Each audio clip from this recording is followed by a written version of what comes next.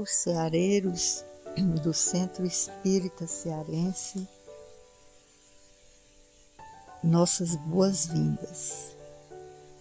Pedimos que nos abençoe, ó Pai, por sentirmos a necessidade de darmos um passo a mais na nossa jornada evolutiva.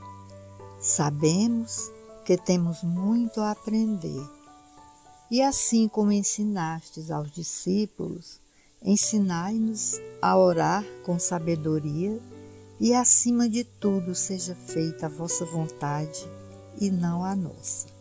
Ajudai-nos a compreender mais, a fim de que possamos servir melhor aqueles que nos estendem as mãos. Permiti-nos o esclarecimento necessário para nos tornarmos dignos do vosso amor e misericórdia. Só assim poderemos sentir o amparo dos bons espíritos que nos assistem. Acalmai nosso coração e guiai nosso caminho. Afastai os maus espíritos que tentarem nos induzir ao mal, dando-nos forças e coragem de aceitar com resignação as provas que devemos cumprir. Afastai de nós o egoísmo, a vaidade. Equilibrai nossas energias e fortalecei nosso espírito. Que nossas vibrações de amor possam chegar a todos aqueles que nesse momento enfrentam dificuldades físicas e espirituais, amenizando as dores dos enfermos, as aflições e as tempestades. Que a vossa luz recaia sobre nós, iluminando o nosso caminhar. Assim seja.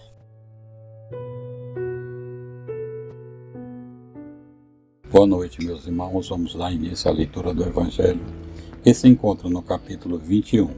Haverá falsos cristos e falsos profetas. Instruções dos Espíritos. Item 1. Se vos disserem, o Cristo está aqui, não vades ao contrário, tende-vos em guarda, porquanto numerosos serão os falsos profetas.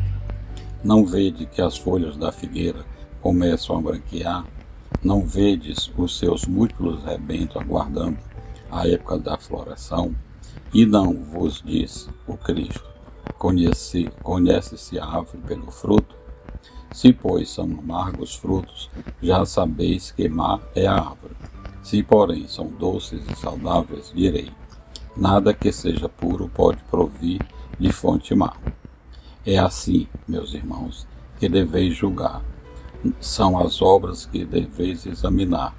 Se o que dizem, investidos de poder divino, revelam sinais de uma missão de natureza elevada, isto é, se possui no mais alto grau as virtudes cristãs e eternas, a caridade, o amor, a indulgência, a bondade, que concilia corações, sem apoio das palavras, apresentam os atos, podereis então dizer, estes são realmente enviados de Deus.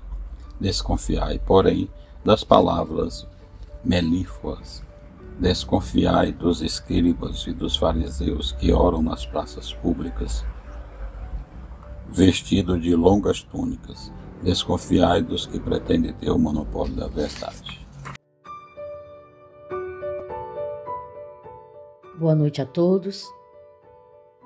Começo essa reflexão citando o início do Evangelho de hoje, quando diz: o Cristo está aqui, não vades, mas ao contrário, ponde-vos em guarda. Também gostaria de citar a última frase do texto, que diz: desconfiai daqueles que pretendem ter o único monopólio da verdade. Se nós examinarmos, essa frase ela termina com um ponto de exclamação. Ela é uma imposição, ela não é um conselho. Ela é uma ordem que deve ser acatada por todos nós. E é uma ordem dada do alto.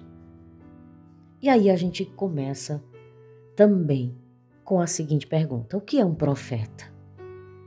Então, geralmente ele é entendido como aquele que profetiza, que diz uma afirmação de algo antes que esse algo aconteça. Nós já estudamos também neste capítulo que profeta, ele tem um sentido mais amplo. Refere-se àquele que é enviado de Deus, que tem a missão de instruir. Então, uma pessoa pode ser um profeta não necessariamente fazendo predições. Ou seja, ele pode fazer obras grandiosas por meio da instrução ou das revelações do alto. E se analisarmos dessa forma, ele faz, sim, obras grandiosas. E aqui a gente já vê uma diferença para os falsos profetas. Nós não podemos nos iludir. Os falsos profetas também fazem obras grandiosas, só que eles enganam. Eles enganam, inclusive, os discípulos desatentos, ou aqueles que se consideram discípulos, mas ainda não consolidaram a doutrina espírita em suas vidas. E aí, por isso, muitos deles são enganados. Para entendermos melhor, nós temos a informação que os falsos profetas, eles também são dotados do dom da palavra. E eles usam justamente para enganar as pessoas e desviar essas pessoas do caminho do bem. Os falsos profetas, eles possuem um magnetismo tão envolvente que eles conseguem arrastar multidões e induzir essas massas de gente a cometerem atos que são contrários ao bem. E quando falamos, porque o Evangelho diz que os falsos profetas desencaminham até os discípulos, nós temos que acreditar nisso. Os discípulos que são enganados, na verdade, eles são envolvidos em um clima de hipnose passiva, comum aos processos obsessivos. E uma coisa também nós precisamos atentar, é que os falsos profetas do plano material agem em conjunto com os falsos profetas do plano espiritual. Então, todo cuidado é pouco. Porque os próprios discípulos, eles podem ser usados para diluir nos estudos, nas atividades das casas espíritas, ideias sutis que são contrárias ao trabalho de Jesus. Por isso, o Evangelho de hoje nos diz que são as obras dessas pessoas que nós devemos examinar. E como são essas obras? São revestidas do poder divino? Elas se apresentam com as virtudes cristãs e eternas, como a caridade, o amor, a indulgência? É assim que nós devemos examinar. Fora disso, é hipocrisia. É o tom farisaico se evidenciando nessas obras dos falsos profetas. Lembremos da palavra do Cristo sobre reconhecer a árvore pelo fruto. Isso significa que nós devemos estar atentos, em prece, inclusive uns pelos outros nesses tempos difíceis. E seguirmos como colaboradores da tarefa do Cristo. É assim que devemos ser e agir. Muita paz.